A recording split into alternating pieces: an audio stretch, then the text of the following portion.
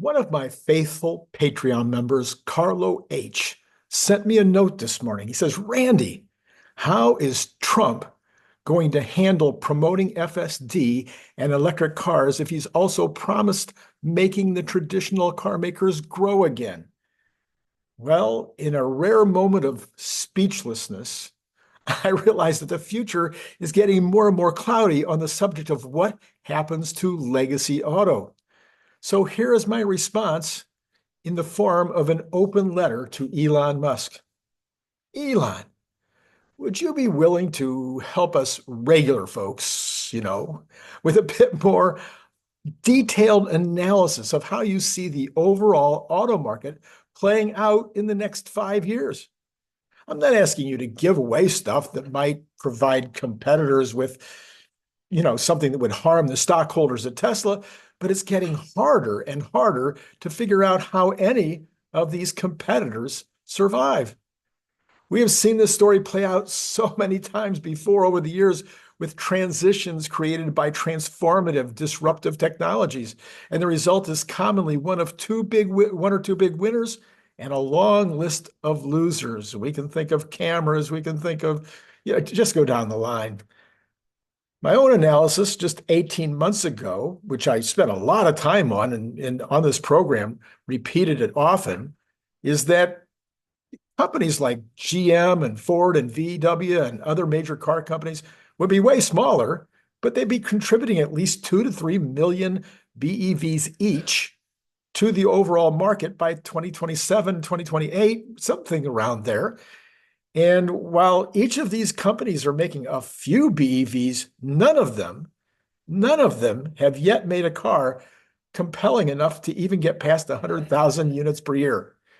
So my theory, my analysis, the idea that I had of how you'd have maybe 20 car companies left that would each be contributing an average of 2 million each to give us 40 million, and then BYD, maybe Hyundai, Kia, and Tesla would contribute all the rest. That's starting to break down. I think that BYD might still be in the game. We'll talk about that in a minute. Hyundai, Kia might still be in the game. We'll talk about that in a minute. Tesla will be crazy ahead, and I'm not sure how any of the other car companies are even in business at this point. Well, meanwhile, Tesla continues to innovate across all aspects of the vehicle. To such a degree, it's hard to find out how any of these car companies, other than the ones I just mentioned, will even survive. Everything. It's to the structure of the car, the way it's manufactured, the manufacturing facility itself, the way that all of the software works within the companies, within the factory, the software runs the company. Then you've got Optimus, the rest. I did a big video on this the other day where we just took it apart. I forget how many, the list was so long in terms of how far ahead Tesla is on everything about the car and how that's reducing costs.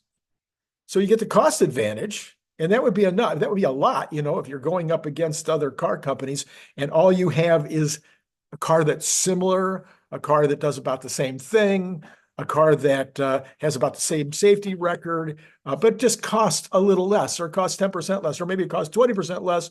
That would be a pretty good advantage. That would be a competitive advantage that would be hard to keep up with, but it's not that way. The cars are not the same. The cars run on electricity instead of nasty gasoline. They have data centers in them that provide all kinds of entertainment and ways of driving the car that are completely different than other cars. Then there's, of course, FSD and the rest. It's just crazy what the differences are.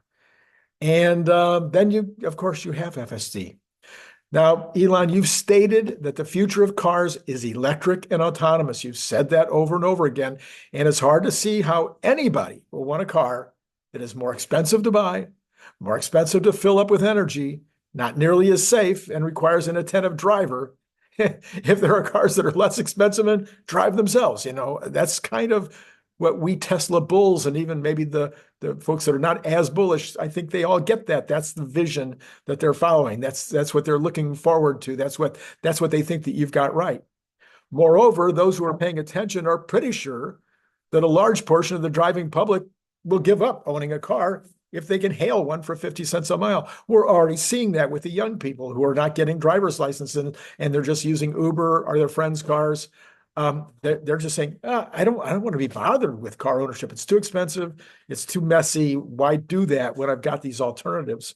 So this is a trend that's already happening even before inexpensive autonomous vehicles are inexpensive miles, inexpensive dollars per mile in order to get somewhere. Right now, at $2 to $3, people are already doing it.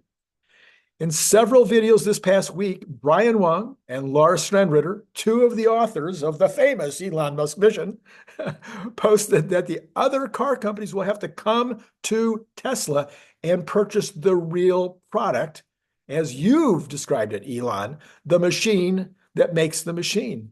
The entire factory specifically designed to build electric automated vehicles to order, whether for personal ownership by consumers or whether as robocabs. That is what the car companies are going to have to do, according to both of them. That's the future. And that's not necessarily maybe what you've been planning on, but is it? Is that the key? Is it the reality that every one of these car companies, maybe even BYD, is going to have to come in and license you to build factories because you build them cheaper than anybody else? Is going to have to license you to create that internal automation that allows the cars to check themselves as they're being built? Are they going to have to build all of the internal mechanisms of the car, like the octo valve and the 48 volt just go down the list of steer by wire, all the things that you've already innovated on that you're already capable of doing. Will they just have to come to Tesla and have to, okay, Tesla, here's the look we want.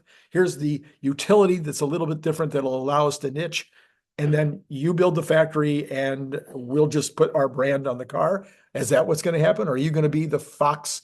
Are you going to be the maker of cars and are the builder at least of the factories, and the other car companies will then take over and run the factories?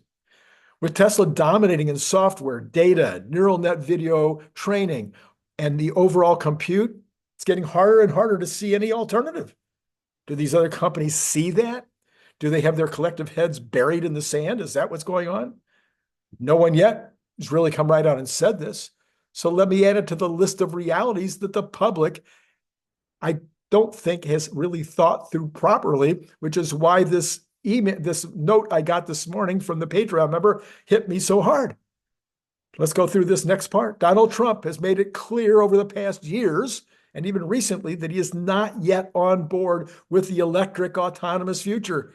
He's not yet been captivated by your vision for a takeover of automated electric cars. It's hard for me to imagine that he will not become a full-on Tesla bull in the next few weeks and months if he hasn't already.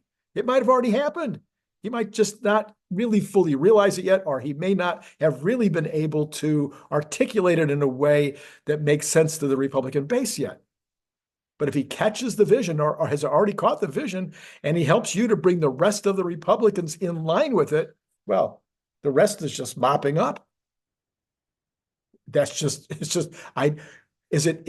Can anybody out there imagine a situation where Elon, having the relationship he does have with Trump right now, hasn't been selling him on this vision?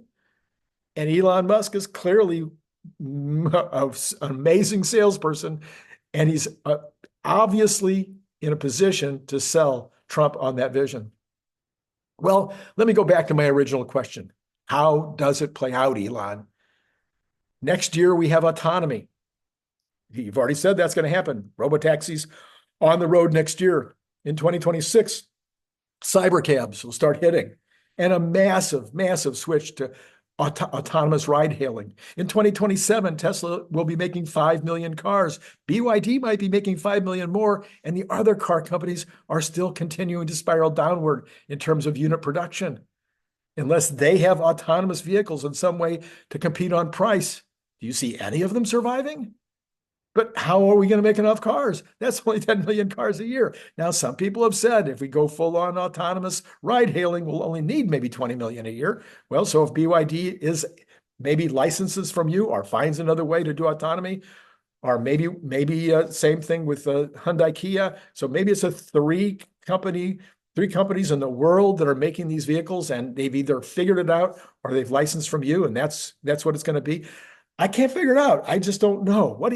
But I think you probably have an idea of what you think's going to happen. I think that you've also believed that maybe these companies would already have set up licensing agreements with you, at least on the full self-driving front. So maybe you're even a little surprised that they are so stuck in the past and not realizing what's taking place.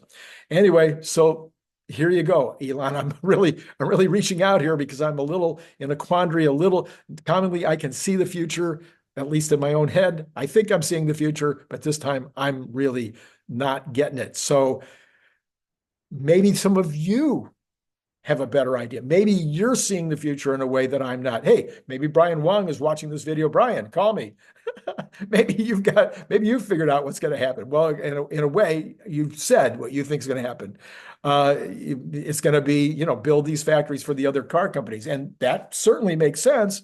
But I want to know if Elon thinks that way. But I also want to know what you think. So please let me know in the comments below what you think.